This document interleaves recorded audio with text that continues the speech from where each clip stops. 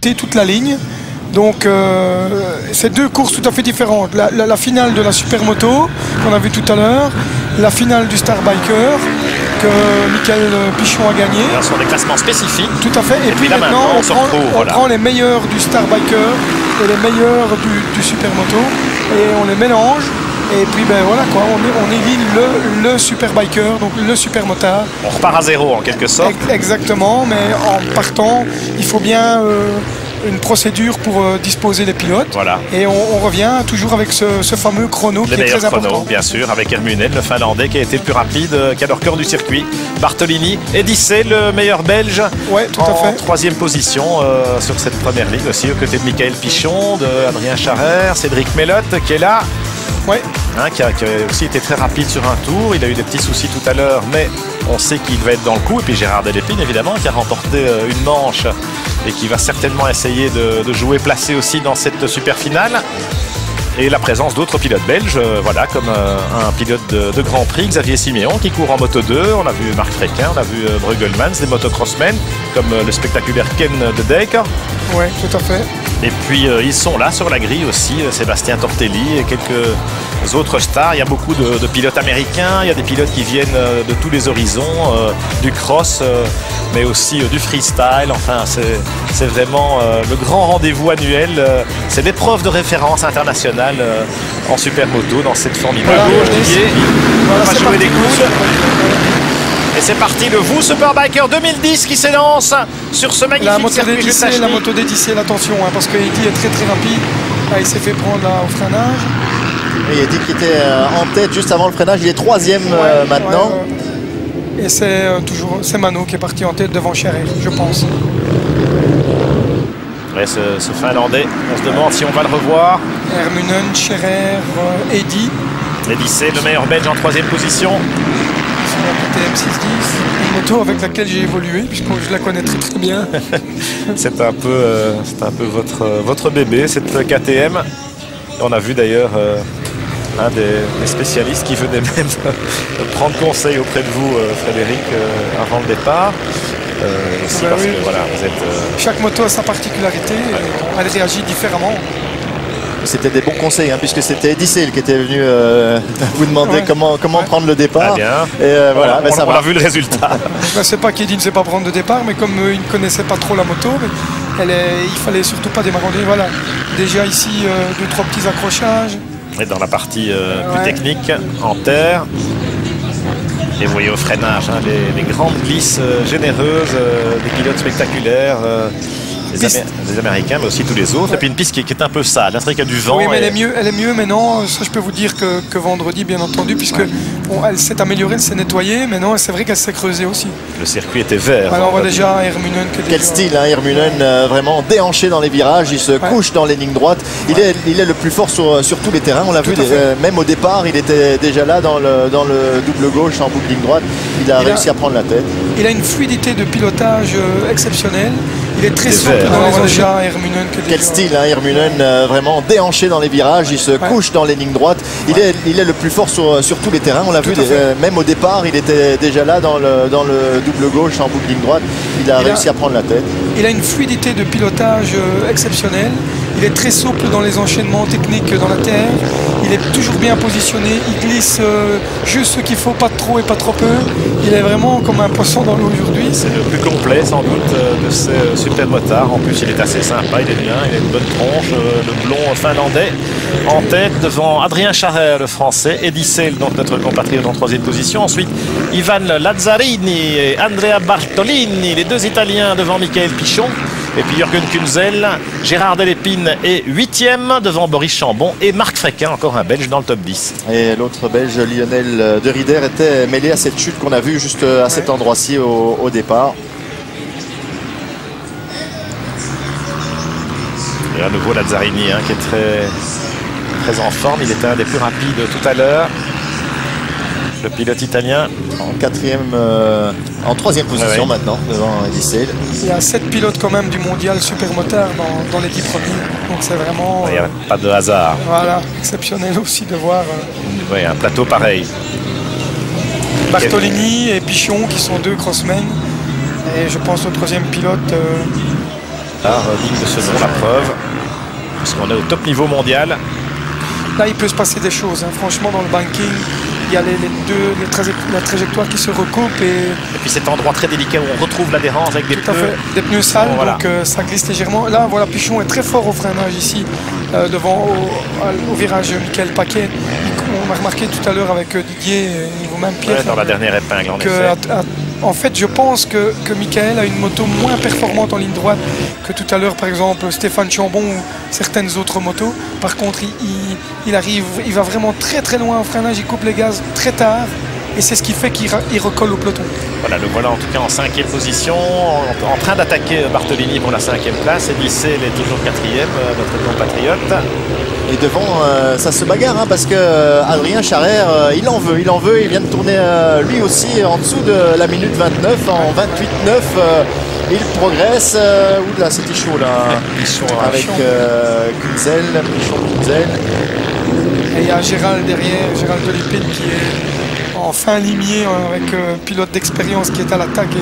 Là, il va se passer des trucs. Là. Il y a un petit souci avec Pichon. Ouais, Pichon a un problème visiblement, là, dans le freinage, il s'est laissé déborder. Et il garde beaucoup il y a derrière quelque lui. chose, il y a quelque chose. Il cherche du renfort peut-être. non. Ou les freins. Oui, Gérald Delépine est là. Il est passé, Delépine. Oh. Oh, ça y est, il attaque dans la terre. Ah oui, là, il revient dans son élément. Il a une vitesse terrible. Quelle motivation, il passe tous les deux en prenant l'extérieur dans le baquet. Il a fait tomber qu'une seule. Il a fait tomber qu'une seule au passage. Il en est navré. Je sais pas ce qui s'est passé.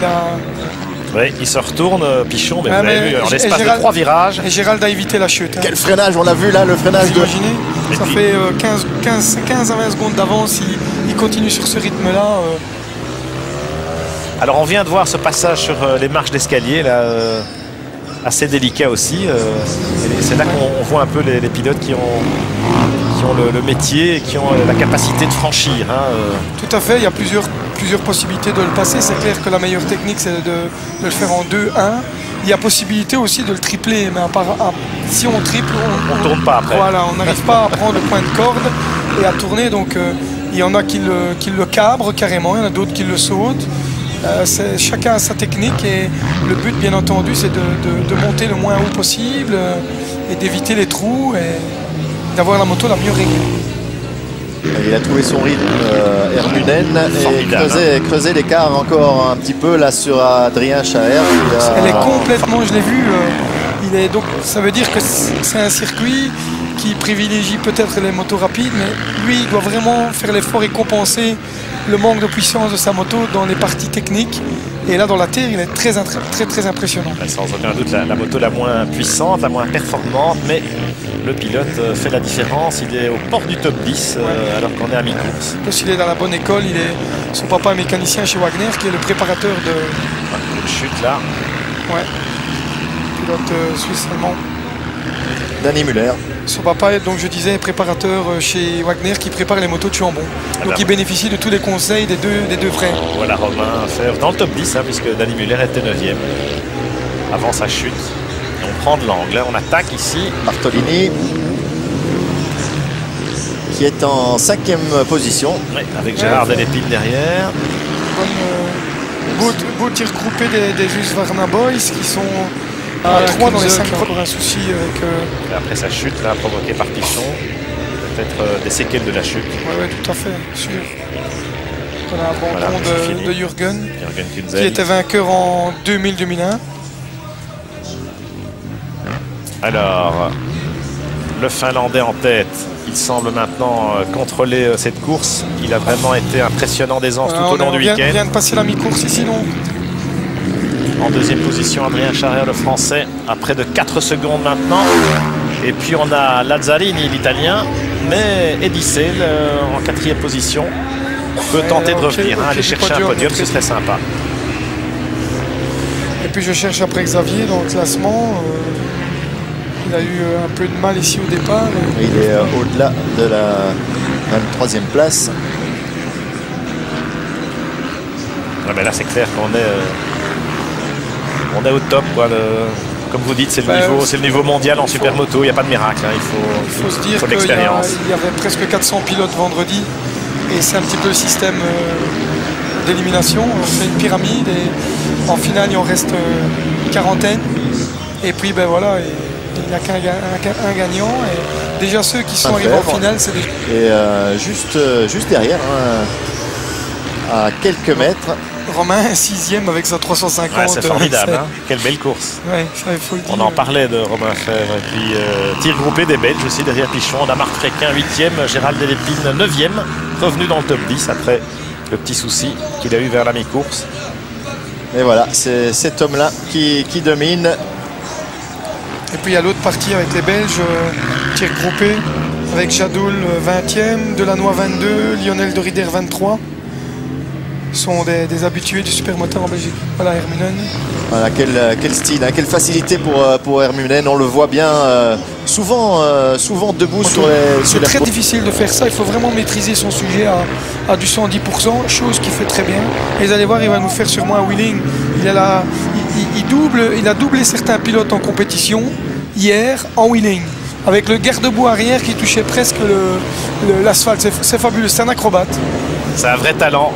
C'est Herminen, ce champion venu du froid, le wheeling, le fameux wheeling. Avec une main, tranquille. Il est déjà dans son dernier tour, en train de parader avant même le drapeau à damier. Le meilleur moment de la course, et je peux vous dire que... Il n'a pas encore passé le drapeau. Non, mais là on savoure, il attend. Il a 7 secondes d'avance. Il va faire son wheeling. After I get a little bit gap and then it's easy to race. It's always easy to race when you have fun and you make some fun to the spectators, and they like it a lot. I see every time, every lap they cheer for me, and it's so nice to ride here. Okay, so we hope to see you back all three for the 25th Superbiker of Mette. For sure, if there is nothing at the same time, I'll be here. Thank you. Thanks. Big applause for the... Yeah.